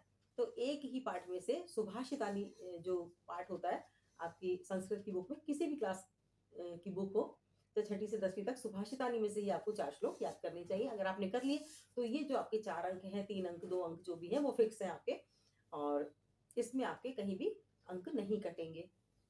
तो यहाँ आपको ये 2 अंकों का दिया हुआ है। पहले 4 अंक का आता था, अब ये 2 अंकों का है। तो 2 अंक आपके परफेक्ट है। अगर आपने इस प्रश्न पत्र के अलावा 2 श्लोक अपनी पाठ्य पुस्तक कक्षा 10 की पाठ्य पुस्तक शेमुषी भाग 2 में से लिखे हैं, तो अगर आपने कहीं और से लिख दिए, क्योंकि बहुत सारे बच्चों ने, जब मैंने कॉपियाँ चेक करी तो मैंने देखा कि बहुत सारे बच्चों ने तो जो ईश वंदना होती है वो लिख दिया, जो घर में उच्चारण होते हैं या फिर कहीं मंदिर में सुनाई दे रहा है तो कुछ उल्टा-सुल्टा लिख दिया, उसको बिल्कुल भी मतलब सही नहीं लिखा। 2 श्लोक भी बहुत ढंग से नहीं लिखे हुए हैं। तो हमें बड़ी दुःख की बात है कि हम पूरे साल पढ़ते हैं, हम 2 श्लोक भी नहीं याद कर पाते। जबकि पहले बहुत सारे श्लोक हम याद करते थे और हम प्रेयर में भी श्लोक बोलते हैं, फिर भी हमें वो 2 श्लोक याद नहीं रहते। तो हमें सबसे पहले जब आप स्कूल में जाएँगे ना तो 2 श्लोक ही याद करने की कोशिश करना, 2 अंक तो कम से कम पक्के हो जाएँगे आपके, उसके बाद आप पढ़ाई अपनी शुरू करें। अब इसके बाद है बुद्धिर बलवती सदा इति कथाया सारम हिंदी भाषायाम लिखत, कि बुद्धि सदा बलवती होती है। इस कहानी का सार आपको हिंदी भाषा में लिखना है। तो यहाँ पर आपकी अभिव्यक्ति कौशल आपका काम आता है कि एक पृष्ठ में आप पूरी कहानी शॉर्टली लिख दें। एक पृष्ठ से अधिक नहीं होना चाहिए, नहीं तो नंबर कटते हैं। क्योंकि कहते हैं ना कि अति विस्तार विस्तीर्णम न भवेत् चिरायुषम, ये तो एक लोकोक्ति है वैसे तो, लेकिन और फिर हमको शब्द सीमा भी दे रखी होती है। एक पृष्ठ इसमें दिया हुआ है। कहानी का हमको सार लिखना है, एक-एक शब्द अनुवाद नहीं लिखना। बहुत सारे बच्चे क्या करते हैं, अनुवाद लिख देते हैं, उसने ये कहा, फिर उसने ये कहा, फिर उसने ये कहा, ऐसे करके बहुत सारे पन्ने भर देते हैं, 2-3 पन्ने। तो उसमें आपको अंक नहीं मिलेंगे। आपको कथा का सार लिखना है, कि पूरी कहानी, जैसे कि आप किसी दूसरे को कहानी सुनाएँगे तो किस तरह से सुनाएँगे, तो वो आपको कथा का सार लिखना है। इसके आपके 2 अंक हैं। पहले ये भी 4 अंक आता था, अब ये इसके 2 अंक हो गए। तो अब है बहुत सरल है। देखिए 2 श्लोक आप कभी भी याद कर सकते हैं, हर प्रश्न पत्र में आएगा। कहानी का सार हर प्रश्न पत्र में आएँगे। कथा क्रम संयोजन हर प्रश्न पत्र में आता है, ठीक है? उसके बाद पत्र है, हर प्रश्न पत्र में आते हैं। प्रार्थना पत्र, पत्र हैं, ये हर प्रश्न पत्र में आते हैं। तो ये आप अगर करके रख लेते हैं तो आपके लिए बहुत सुविधा होती है। इसके अलावा जो अनुवाद हैं, चाहे आप पद्यांश के अनुवाद ले लीजिए, चाहे आप गद्यांश के अनुवाद ले लिए, तो ये अनुवाद भी हर पेपर में आते हैं। तो आप अगर ये सब कर लेते हैं तो निश्चित रूप से जो आपके 75 से ऊपर जो मार्क्स है वो आपके कोई नहीं ले सकता। भले ही आपको 2-4 क्वेश्चन नहीं आते हो, जो कठिन क्वेश्चन है वो आप अगर छोड़ भी दें, तो भी आपके आसानी से 75 मार्क्स आ जाते हैं। तो अब देखो, अधोलिखितस्य पद्यांशस्य संस्कृत भाषायां भावार्थ लिखत। अब देखिए 3 तरह से मैं आपको बता देती हूँ। आपको मैं भावार्थ या शब्द ये अनुवाद या व्याख्या अब अभी नहीं बताऊँगी। वो इसलिए क्योंकि जो पाठ मैं अभी आपके संस्कृत भाषा के बना के उसमें आपके अपलोड कर रही हूँ, तो आप अपनी जो प्लेलिस्ट है उसमें देख लेना। कक्षा 10 के जितने भी लेसन्स हैं उसमें ये सारे जो जितने भी गद्यांश है पद्यांश है उसमें सारे आ जाएंगे। तो सारा एक्सप्लेनेशन उसमें से आप देख लेना, क्योंकि आपको सारा ही करना है, एक दो नहीं करना बल्कि सारे ही याद करने। तो इसमें आपको भावार्थ में क्या होता है कि थोड़ा सा हमको भाव सहित लिखना होता है कि इसमें क्या कहा गया, कुछ हमने उदाहरण जोड़ दिया या हमने कुछ अच्छी तरह से खोल कर बता दिया। अनुवाद जहाँ होता है, जैसे कि अनुवाद दे रखा 17वें नंबर के क्वेश्चन में कि अधोलिखितस्य गद्यांशस्य सप्रसंगम हिंदी भाषायां अनुवादम लिखत। अब यहाँ पर 2 पार्ट हैं प्रश्न के। एक तो है सप्रसंग, यानी प्रसंग भी लिखिए किस पाठ में से है, और उसके बाद आप हिंदी भाषा में इसका अनुवाद कीजिए। अनुवाद होता है जैसा कि ये संस्कृत भाषा में लिखा हुआ है, सेम टू सेम हिंदी भाषा में आपको लिख देना है। तो इसमें 2 अनुवाद आपके दिए हुए हैं, एक का आपको अनुवाद करना है और प्रसंग लिखना है। और क्वेश्चन नंबर 16 है, इसमें संस्कृत भाषा में भावार्थ लिखना है। इसमें भी 2 दे रखे हैं। अमंत्रम अक्षरम नास्ति, नास्ति मूलम अनौषधम, अयोग्य पुरुष नास्ति, योजकस्तत्र दुर्लभ है। तो इसमें तो सीधा-सीधा ये है कि मंत्र रहित कोई अक्षर नहीं होता, कोई ऐसी जड़ नहीं होती जो औषधि के काम ना आती हो, कोई भी पुरुष या व्यक्ति अयोग्य नहीं होता, लेकिन योजक दुर्लभ से मिलते हैं, यानी योजक बहुत ही दुर्लभ होते हैं, यानी कि सही व्यक्ति को सही कार्य में लगाने वाला बड़ी मुश्किल से मिलता है। अब यहाँ पर क्या है, आप भावार्थ नहीं लिखेंगे तो ये चीज़ समझ में नहीं आएगी। आप कहेंगे ना योजक बड़ी मुश्किल से मिलता है, तो भई समझ में नहीं आएगा। लेकिन आप ये बताओगे कि कोई भी अक्षर ऐसा नहीं है जो मंत्र युक्त ना हो, यानी जिसका कोई अर्थ ना निकलता हो। तो भावार्थ में हम लिखेंगे कि ऐसा कोई भी अक्षर नहीं है जिसका कोई शब्द नहीं है जिसका कोई अर्थ ना निकलता हो। और कोई भी ऐसी जड़ नहीं है, किसी भी पेड़-पौधे की जड़ ऐसी नहीं है जो किसी औषधि के काम ना आती हो। प्रत्येक पेड़-पौधे की जड़ किसी न किसी बीमारी में, किसी न किसी रोग में औषधि के काम आती है। लेकिन हमें ये समझना होता है कि कौन-सी जड़ किस औषधि में काम में आएगी। अयोग्य पुरुष नास्ति, कोई भी व्यक्ति अयोग्य नहीं होता। कोई पढ़ाई में पीछे होता है, कोई खेल में आगे होता है, कोई और चीज़ में क्रिएटिव वर्क में आगे होता है। तो कहते हैं कोई भी पुरुष, कोई भी व्यक्ति अयोग्य नहीं होता, लेकिन योजक सत्य दुर्लभ है। सही व्यक्ति को सही कार्य में लगाने वाला बड़ी मुश्किल से मिलता है। किसी व्यक्ति को पढ़ाई नहीं आती, हम कहते हैं नहीं पढ़ो, पढ़ो, पढ़ो, उसको पढ़ाई में लगा के रखते हैं। कोई क्रिएटिव वर्क बहुत अच्छा करता है तो उसको हम हटाते हैं, नहीं पढ़ाई करनी है आपको, ये सब नहीं करना। तो ये वाली चीज़ है कि आपको सही कार्य को सही व्यक्ति को सही कार्य में लगाने वाला बड़ा मुश्किल से मिलता है। हमें ये देखना चाहिए कि व्यक्ति की क्षमताएँ क्या है, उसकी रुचि क्या है, उसकी योग्यता क्या है, उसके आधार पर उसको सही कार्य में लगाना चाहिए, तब तो वो सफल होगा जीवन में। अब बहुत ज़्यादा एक्सप्लेनेशन मैं नहीं यहाँ पर आपको दे पाऊँगी, बहुत लंबा वीडियो हो जाएगा। तो आप जो बाकी के हैं, दूसरा इसमें दे रखा है व्यायाम कुर्वतो नित्यम विरुद्धमपि भोजनम विदग्धम अधिक अविदग्धम व निर्दोषम परिपच्यते। इसका भी आपको भावार्थ लिखना है। इसके बाद आपको प्रश्न नंबर 17 है, तो इसमें दे रखा है सप्रसंग हिंदी भाषा में अनुवाद। तो आपको प्रसंग लिखना है और सीधा अनुवाद लिखना है, कोई भावार्थ नहीं लिखना है इसका। कोई ज़्यादा विशेषता इसकी नहीं बतानी है, ना ही इसको खोलकर लिखना है आपको। और 2 में से 1 करना है। इसके बाद 18वां जाता है। इसमें भी 2 श्लोक दे रखे हैं। गुणी गुणं वेत्ति न वेत्ति निर्गुणो, बली बलं वेत्ति न वेत्ति निर्बलः, पिको वसन्तस्य गुणं न वायस, करी च सिंहस्य बलं न मूषक। ये दे रखा है। उसके बाद दे रखा है हरित तरुणाम ललित लतानाम। तो हरित तरुणाम ललित लतानाम माला रमणीया, ये पहले पार्ट से आपको दे रखा है। तो इन दोनों में से जो भी आपको आता हो उसका आपको हिंदी भाषा में अनुवाद करना है, प्रसंग भी लिखना है। तो 1 नंबर तो आपको प्रसंग का मिलेगा। अगर आपने प्रसंग नहीं लिखा है तो आप समझिए 1 नंबर तो आपका कट गया। अगर आपने अनुवाद सिर्फ लिखा है तो 2 ही नंबर आएँगे 3 में से, और दोनों लिखे हैं तो आपके 3 नंबर आएँगे, अगर एकदम परफेक्ट अनुवाद लिखा है तो। इसका 19 नंबर का क्वेश्चन है कि अधोलिखितस्य नाट्यांशस्य सप्रसंग हिंदी भाषायां अनुवाद लिखत। कि ये जो नाट्यांश दिया है इसका भी हिंदी भाषा में अनुवाद लिखिए। अब देखिए अनुवाद कितना आ रहा है। आपको गद्यांश का अनुवाद लिखना है, फिर सप्रसंग अनुवाद, एक तो गद्यांश का सप्रसंग अनुवाद लिखना है, उसके भी 3 नंबर हो गए। फिर इसके बाद आपको सिर्फ आपको दे रखा है कि भावार्थ लिखिए, है ना? इसका पद्य का, उसके भी 3 नंबर हो गए। इसके अलावा आपके नाट्यांश का भी अनुवाद आपको लिखना है। तो गद्य, पद्य और नाटक तीनों में से 3-3 नंबर के आए तो आपके 9 अंक हो गए। और 9 अंक के अलावा एक आपसे हाँ, 9 अंक के अलावा और भी पार्ट में से बहुत सारी चीजें दे रखी हैं, तो वो भी मैं आपको बताऊंगी। जैसे 16 नंबर का क्वेश्चन 3 अंक का, 17 नंबर का, 18 नंबर का और 19 नंबर का, यानी 12 अंक के आपके अनुवाद आए हैं। भावार्थ अनुवाद आपको लिखना है।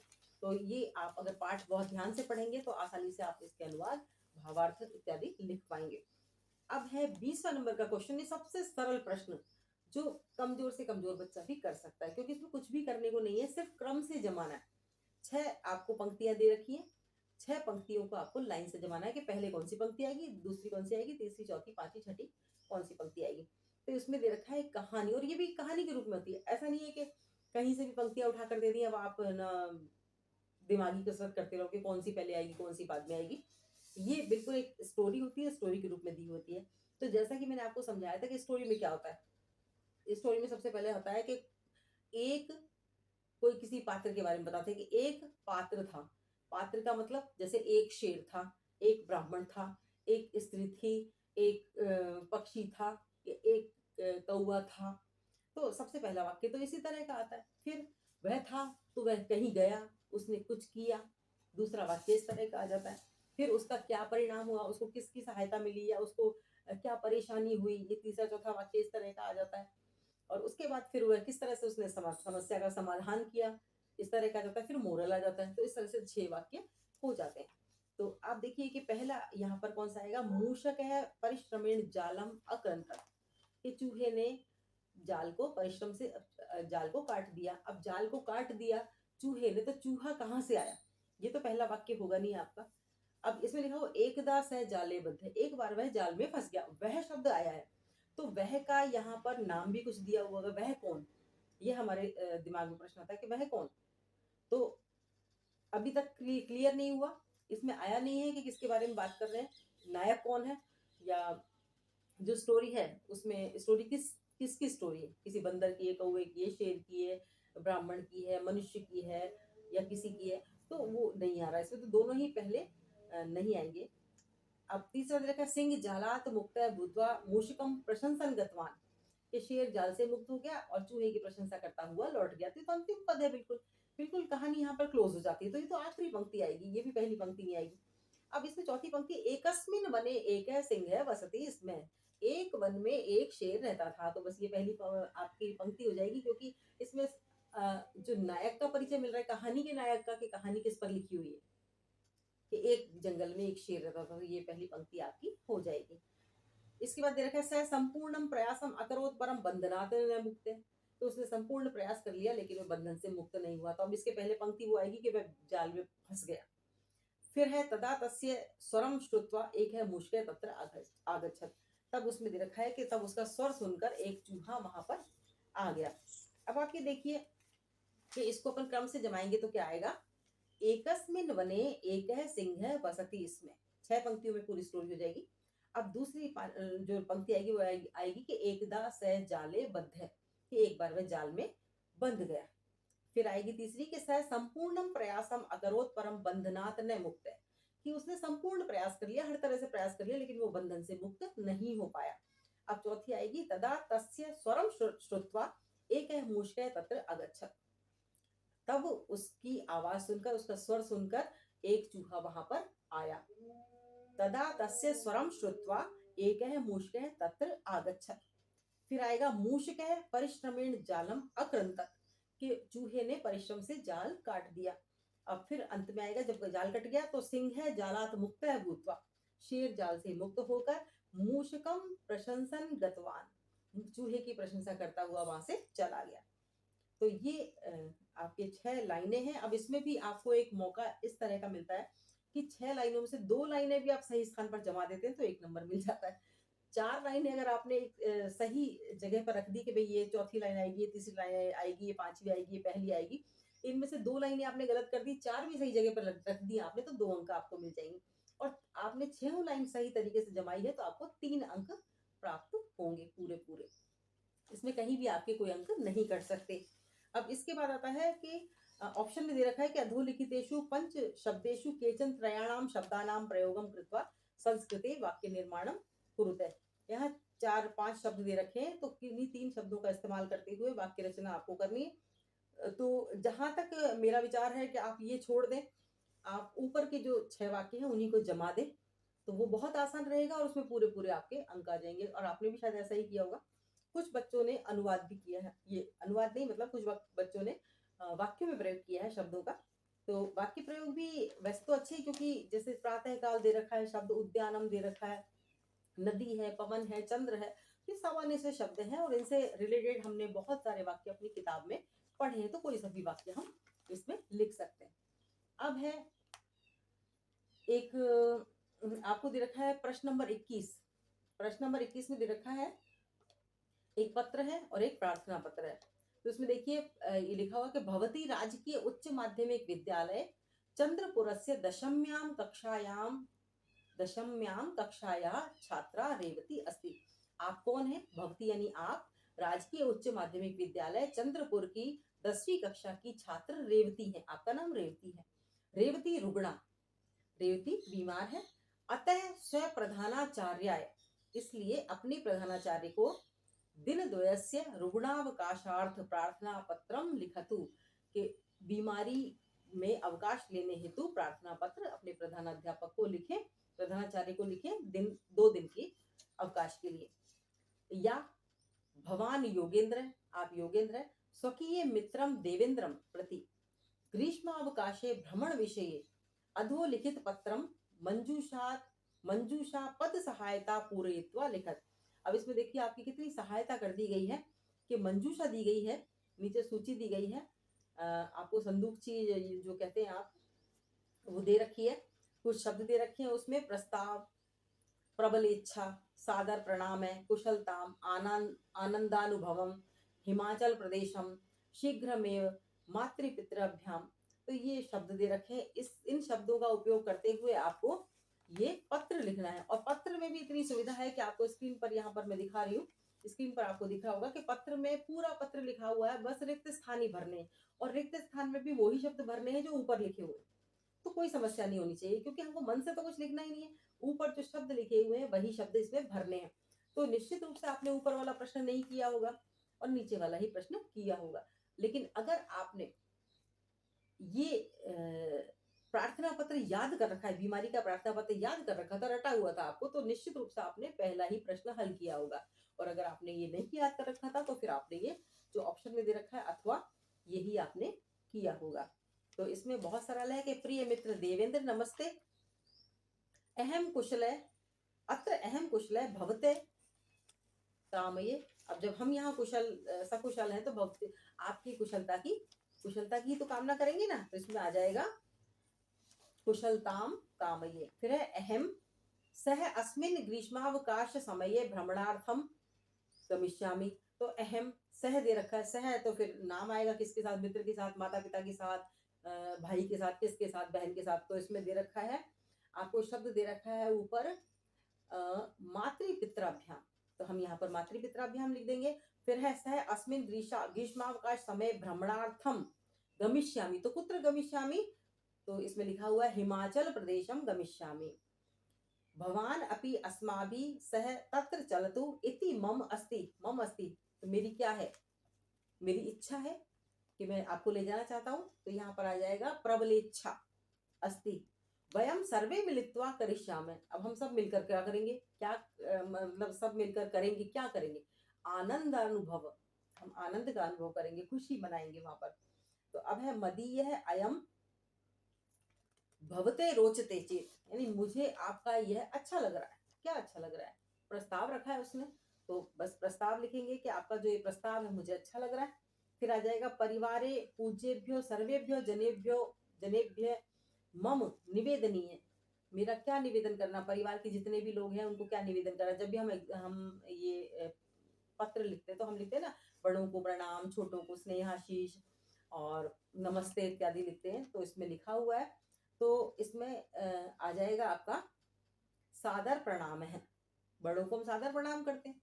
तो इसमें आ जाएगा परिवारे पूज्येभ्यो, जो पूज्य लोग हैं, बड़े लोग हैं, सर्वेभ्यो जनेभ्यो मम सादर प्रणामः निवेदनीयः।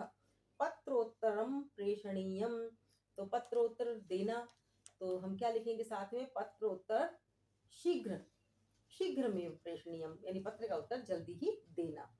तो ये जो शब्द हैं इसमें हमने भर दिए, और बहुत ही आसान शब्द है, और इसके आपको आठ इसमें शब्द दे रखे हैं, और 8 शब्द में 4 अंक का ये प्रश्न है। 2 शब्द भी आपने सही भर दिए, यानी आप सोचिए कि 10वीं के स्टैंडर्ड का तो ये प्रश्न इसमें दिया हुआ है, लेकिन ये बहुत ही छोटे स्टैंडर्ड पर भी बच्चे इस प्रश्न को कर देते हैं, हल कर देते हैं। तो 10वीं में तो आप निश्चित रूप से इसको कर पाएंगे।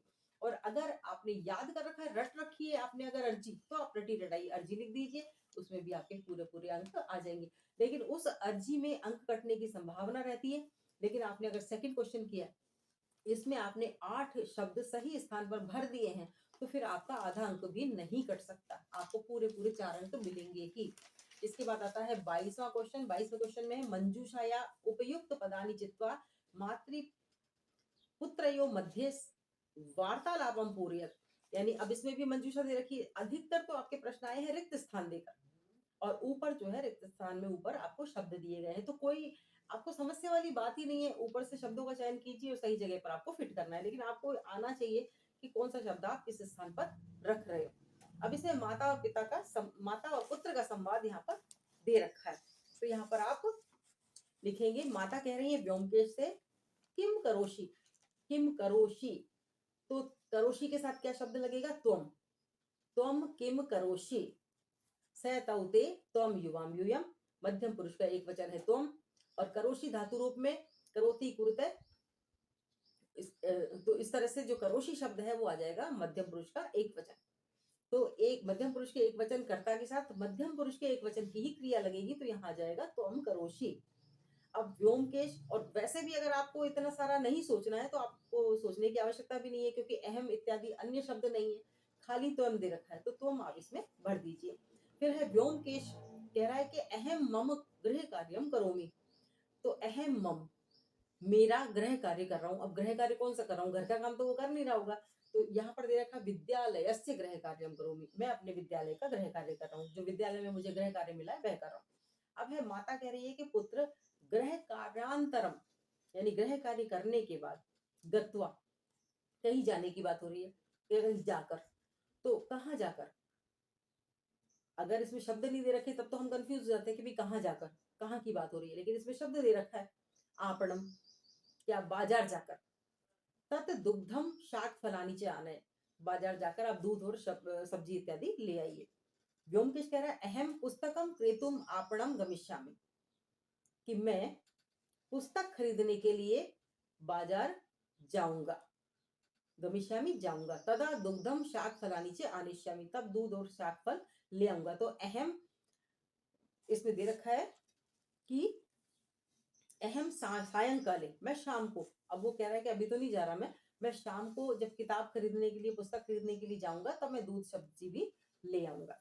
अब माता कह रही है सायंकाले न, शाम को नहीं, तुम तू गत्वा आना है, तो यानी शाम को नहीं, तुम तो जाकर लाओ, यानी तुम तो अभी जाकर लाओ, अभी की बात कर रही है वो, है ना।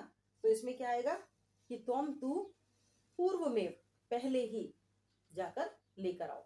अब व्योमकेश कह रहा है शीघ्रम, जल्दी ही, जल्दी ही, क्या आएगा इसमें, व्योमकेश कह रहा है कि शीघ्रम किमर्थम, क्यों, जल्दी क्यों। भाई व्योमकेश के दिमाग में बात आ रही है कि वो कह रहा है कि जब मैं शाम को जाकर ला दूंगा, तो मम्मी कह रही है कि भाई नहीं अभी आप जाकर लाइए, तो भाई क्यों, अभी क्यों लाना है। तब माता कहती है कि अद्य तब आगमिष्यति, यानी आज तुम्हारे आ रहे हैं, तो अब तुम्हारे कौन आ रहे हैं, या कोई ना कोई रिश्तेदार होगा, किस रिश्तेदार का नाम लिखा होगा, तो यहाँ पर एक ही रिश्तेदार का नाम लिखा हुआ है मातुल, तो हमको मातुल ही लिखना है। तथा भोजनम समयात पूर्व में पक्षामी, इसलिए भोजन समय से पहले बनाऊंगी, यानी तुम शाम को लाओगे, मैं भोजन समय से पहले बनाऊंगी, इसलिए तुम्हें अभी लाना है। अब व्योमकेश कहता है मातुल आगमिष्यति चेत अहम इदानीमेव गत्वा कृत्वा आगमिष्यामि, आगच्छामि, यानी मातुल आगमिष्यति, मामा जी आ रहे हैं, तब तो मैं इदानीम अभी जाकर क्रीत्वा आगच्छामि, खरीद कर ले आता हूँ, है ना। क्या खरीद कर ले आता हूँ? वस्तुनी, यानी जो भी वस्तुएं आप कह रही हैं वो खरीद कर ले आता हूँ। तो हमें क्रम से इसमें लिखना है। सबसे पहले हम लिखेंगे इसमें त्वम, दूसरे में लिखेंगे विद्यालय से, तीसरे में लिखेंगे आपणम, चौथे में लिखेंगे सायंकाले, और पांचवें में लिखेंगे पूर्वमेव, छठे में आएगा किमर्थम, सातवें में आएगा मातुलय, और आठवें में आएगा वस्तुनी। ये 8 शब्द है। अगर 8 शब्द आपने सही ऑर्डर में लिख दिए हैं तो आपके 4 अंक पूरे पूरे आ जाएंगे। अगर एक दो शब्द भी आप लिखते हैं तो 1 अंक आएगा, आधा शब्द एक शब्द लिखते हैं तो आधा अंक आपको आ जाएगा। तो इसमें ऐसा नहीं है कि आपने कुछ शब्द सही कर दिए, कुछ गलत कर दिए तो आप सोचे कि कोई अंक मुझे मिलेगा ही नहीं। जितने शब्द आपने सही किए उसके अकॉर्डिंग आपको अंक इसमें मिल जाएंगे। बिल्कुल गणित की तरह इसमें अंकों की गणना होती है। जैसे गणित में आपने सूत्र लिख दिया तो सूत्र के नंबर मिलेंगे, सवाल जितना आधा हल कर दिया तो आधे के नंबर मिलेंगे, सवाल पूरा हल कर दिया तो पूरे के नंबर मिलेंगे। इसी प्रकार से इसमें भी जितना आप करते हैं उतना आपको मार्क्स मिल जाते हैं। इसके अलावा इसमें अथवा में दे रखा है कि चित्रम दृष्टवा मंजूषायाम प्रदत्त शब्दानाम सहायतया संस्कृतेन अष्ट वाक्यानि निर्माय लिखत, कि चित्र को देखकर जो पेटिका में शब्द दे रखे हैं उन दिए हुए शब्दों की सहायता से संस्कृत में 8 वाक्यों का निर्माण करके लिखिए। तो ये थोड़ा कठिन हो जाता है क्योंकि हमको वाक्य निर्माण करना पड़ता है, हमें कर्ता के साथ सही क्रिया कौन सी लगेगी हमें देखनी पड़ती है, और एकदम परफेक्ट लिखना पड़ता है। अगर नहीं लिखा तो वो गलत हो जाता है, कुछ ना कुछ मार्क्स कट जाते हैं। तो ऊपर वाला जो प्रश्न है रिक्त स्थान की पूर्ति करना सबसे सरल प्रश्न है। अगर आपने ये किया है और सही स्थान पर आपने सही शब्द भरा है तो आपको पूरे पूरे 4 अंक आपको मिल जाएंगे। और ये जो प्रश्न है चित्र को देखकर आपको वाक्य बनाने, थोड़ा सा आपके अभिव्यक्ति कौशल की जो ज्यादा इसमें अभिव्यक्ति कौशल आपका काम आएगा। तो ये थोड़ा कठिन हो जाता है। अगर आपने लिखा है तो अच्छी बात है, लेकिन सबसे सरल जो है वो 22 नंबर का पहला क्वेश्चन रहेगा। इसके बाद है 23वां प्रश्न। 23वें प्रश्न में अधोलिखितेषु वाक्येषु केषांचन चतुर्नाम वाक्यानाम संस्कृत भाषया अनुवादम करोतु। नीचे लिखे हुए वाक्यों में से किन्हीं 4 वाक्यों का संस्कृत भाषा में अनुवाद आपको करना है। पहला दे रखा है बालक वेद मंत्र पढ़ता है, तो बिल्कुल सीधा सीधा वर्तमान काल का रूप है। बालक बालक है, एक बालक की बात की जा रही है। वेद मंत्र तो वेद मंत्रम, पढ़ता है पठती, बालक है वेद मंत्रम पठती, सीधा सीधा हो गया। अब है छात्रा कलम से पत्र लिखती है, छात्रा कलमेन पत्रम लिखती। अब कई बच्चों ने लिखंती कर दिया क्योंकि यहाँ पर बहुत सारी छात्राओं की बात नहीं हो रही है, एक वचन की बात है यहाँ पे। तो एक वचन अगर करता है तो एक वचन की क्रिया होगी। और तीसरा है मोहन राम के साथ जाता है। अब आपने विभक्ति प्रयोग पहले ही देखा था कि किस प्रकार से हमें विभक्तियों का प्रयोग करना चाहिए, या हमको कारक चिन्हों के आधार पर हमको अनुवाद करना चाहिए, या हमको अनुवाद के नियमों के आधार पर अनुवाद करना चाहिए। तो वही यहाँ पर आएगा कि मोहन राम के साथ जाता है, साथ सह के योग में तृतीय विभक्ति आएगी। तो मोहन रामेण सह गच्छति, ये सब एक वचन के रूप है, तीनों ही वाक्य एक वचन में आ रहे हैं। अब है विद्यालय के चारों ओर खेत हैं, परितः चारों ओर यानी परितः, अभितः मानी दोनों ओर, तो यहाँ पर परितः शब्द आएगा। परितः शब्द में आपको पता है नियम के अनुसार परितः में द्वितीय विभक्ति आती है। तो हम लिखेंगे विद्यालयम परितः वृक्षा संति। यहाँ पर गलत हो गया, देखिए अधिकतर क्योंकि जो रटा रटाया वाक्य होता है ना वो हम फट से बोल देते हैं। अब यहाँ पर वृक्षा संति नहीं है बल्कि खेत लिखा हुआ है, तो हम लिखेंगे विद्यालयम परितः क्षेत्र संति, है ना। विद्यालयम परितः क्षेत्राणि संति, खेत हैं, बहुवचन है इसलिए क्षेत्राणि लिखेंगे। अब है 5वां, रमेश सिंह से डरता है, रमेश शेर से डरता है। रमेश है भय के युग में, डरने के युग में क्या आता है?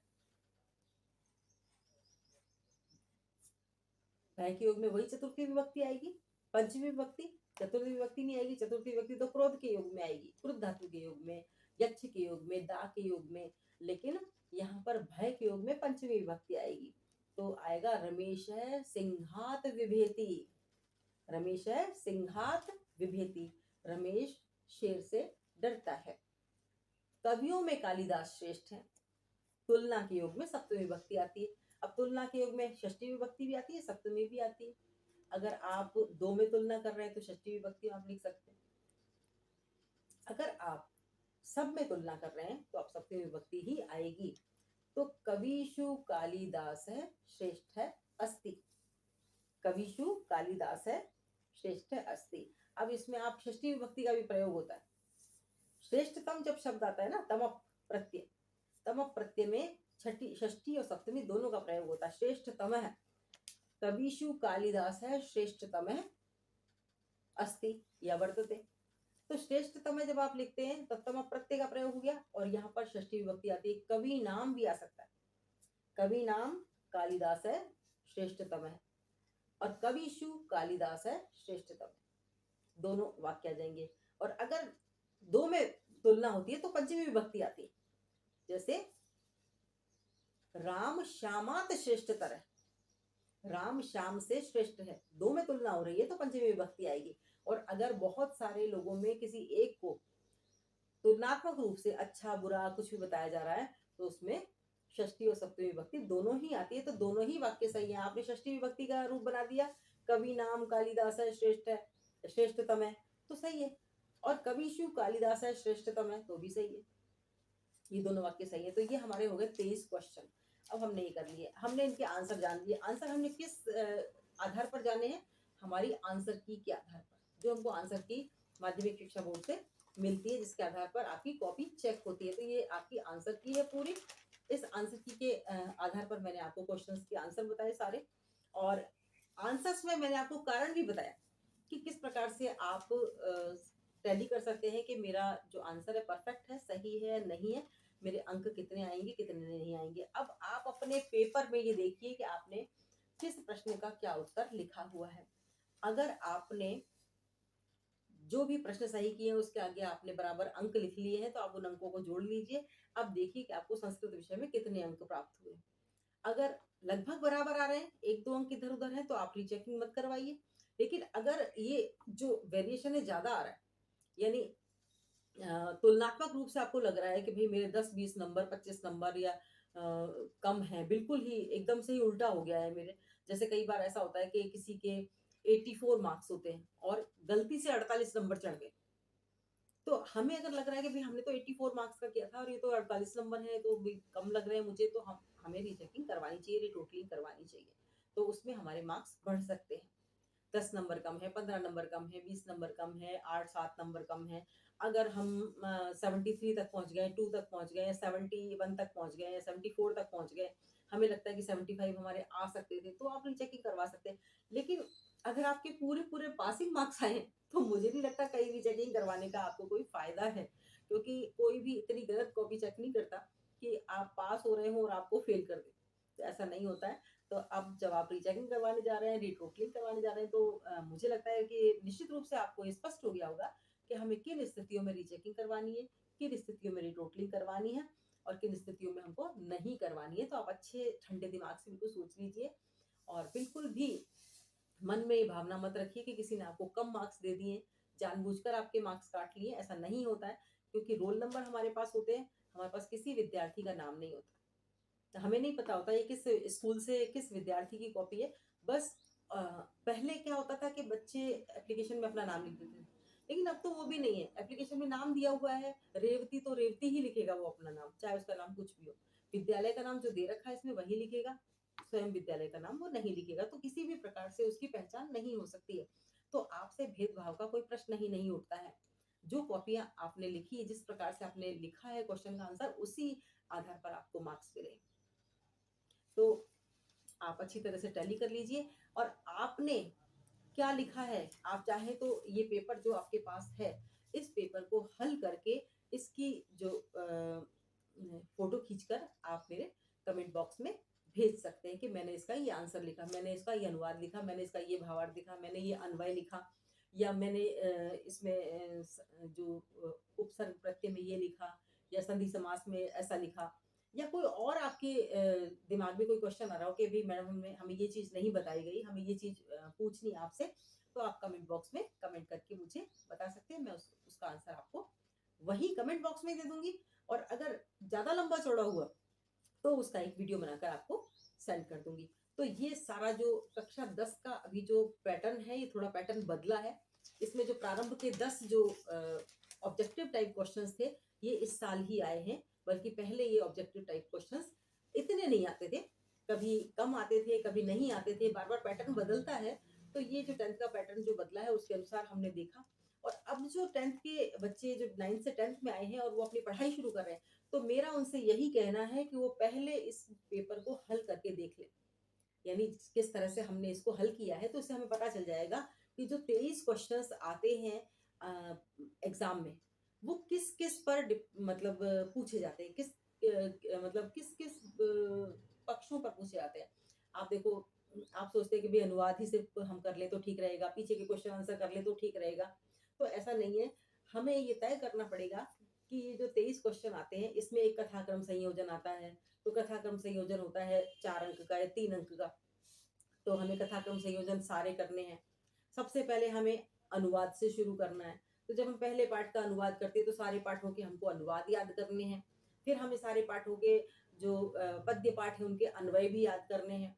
फिर पद्य पाठों की हमको संस्कृत में व्याख्या भी याद करनी है। इसके बाद हमको पीछे के जो क्वेश्चन आंसर्स दे रखे हैं वो भी याद करने हैं। इसके अलावा पाठ के बारे में जो जानकारी है, पाठ का लेखक कौन है, पाठ का अंक नंबर कौन-सा है, पाठ किस ग्रंथ से लिया गया है ना? पाठ में क्या बताया गया है? तो ये छोटी-छोटी सी बातें भी हमको ध्यान रहनी चाहिए। इसके अलावा स्टोरी वाले जो पार्ट हैं, उनकी हमको पूरी स्टोरी याद होनी चाहिए। 4 या 5 पार्ट स्टोरी वाले होते हैं, तो उन 4 या 5 पार्ट जो स्टोरी है उनकी हम एक पृष्ठ पर हम वो स्टोरी लिख सकें। तो ये स्टोरी भी होनी चाहिए।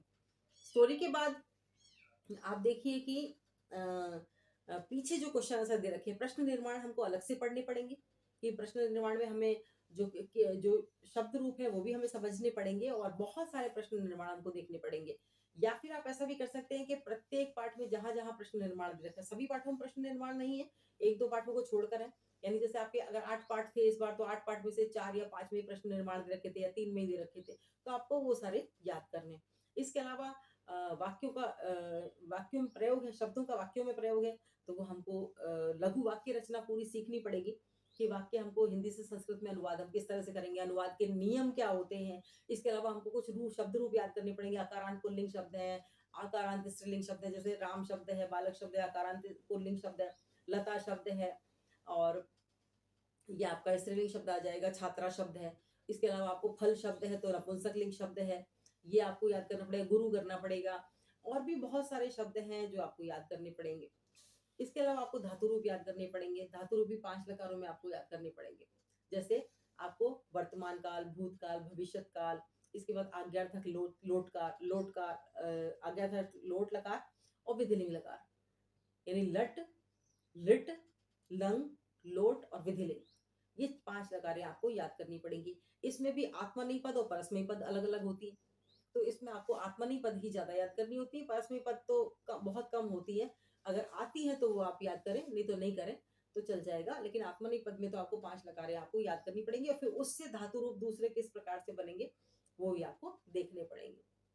तो बहुत सारी चीज़ें हैं जो इसमें आपको समझनी है। इसके अलावा भाव विस्तार, योग्यता विस्तार दे रखा होता है, तो वो भी हमको एक बार पढ़ना होता है क्योंकि छोटा कोई क्वेश्चन पूछा जा सकता है, भाव विस्तार में से भी। भाषिक विस्तार भी दे रखा होता है, जिसमें आपको समास, संज्ञा वगैरह, संधि वगैरह और इन सब के बारे में विशेषण, विशेष्य के बारे में और इन सब के बारे में बताया गया होता है। तो अलग से आप ये वीडियोज़ भी देखें, जैसे समास के ऊपर वीडियो बना हुआ है, तो उसको भी आप अच्छी तरह से देखें, उसके भी उदाहरण पढ़ें। संधि है, संधि के उदाहरण पढ़ें, उस पर भी जो वीडियो बनाकर दिया हुआ है, उसको भी आप देखें, अच्छी तरह से उदाहरण देखें और पाठ में कौन-कौन से उदाहरण आए हैं, वो भी आप देखें। इसके अलावा देखिए पठित गद्यांश और अपठित गद्यांश। कभी पठित गद्यांश आ जाता है यानी आपने जो लेसन पढ़ा है उसमें से ही कोई गद्यांश दे दिया, उसी में से क्वेश्चंस पूछ लिए। तो ये तो 12-13 क्वेश्चन इसमें से पूछे गए हैं, तो ये भी हमको करना है। और जब आप इतने पाठ पढ़ लेते हैं और समझ लेते हैं अच्छी तरह से, हिंदी का संस्कृत में अनुवाद आपको आ जाता है, अनुवाद संस्कृत से हिंदी में आप कर लेते हैं, तो फिर अपठित गद्यांश आपके लिए कोई मुश्किल काम नहीं है। बिल्कुल साधारण होता है और जैसे ही आप उसको पढ़ते हैं तो आपको आसानी से उसकी हिंदी समझ में आ जाती है और हिंदी आपको कम भी अगर समझ में आए, तो भी आपको ये देखना है कि वो क्या प्रश्न पूछ रहा है। प्रश्न से रिलेटेड जो शब्द ऊपर लिखा हुआ है, उसी में से आपको आंसर ढूँढ कर लिखना होता है। यानी अपने मन से नहीं लिखना होता आंसर, आंसर ढूँढ के लिखना होता है। तो बहुत ही सरल है।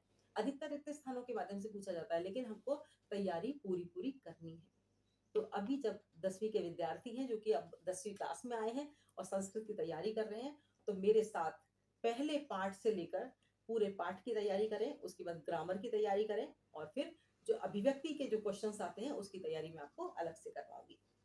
तो आज की वीडियो में इतना ही। मैंने बताया आपको कि किस तरह से पेपर का पैटर्न होता है, किस तरह से उसका हमको आंसर लिखना होता है और आंसर्स के हमको किस प्रकार से कितने-कितने अंक मिलते हैं। और इसके अलावा अगर आप रीचेकिंग, रीटोटलिंग करवाने जा रहे हैं, तो उसके बारे में भी आप सही निर्णय कर सकते हैं कि आपके अंक बढ़ेंगे या नहीं बढ़ेंगे। आपका जो ये कश्मकश में आप हैं कि कराऊँ, नहीं करवाऊँ, तो वो भी आपको समझ में आ गया होगा। तो आज के लिए बस इतना ही। फिर मिलेंगे, तब तक के लिए जय हिंद।